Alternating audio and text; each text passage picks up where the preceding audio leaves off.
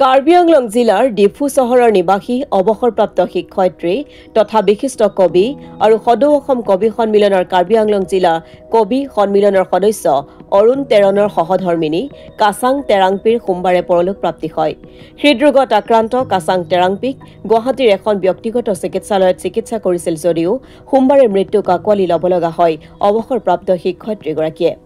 Guwahati cotton কলেজৰ ছাত্ৰী অৱসৰপ্ৰাপ্ত শিক্ষয়িত্ৰী তথা নিৰ্ভীক নাৰী কাছাং তেৰাংপীৰ মৃত্যুত সমগ্ৰ ডিফুৰ লগতে পাহাৰীয়া জিলাখনত শোকৰ ছাঁ পৰিছে। অন্যহাতে কাৰ্বি আংলং জিলা কবি সন্মিলনতো পৰিছে শোকৰ ছাঁ।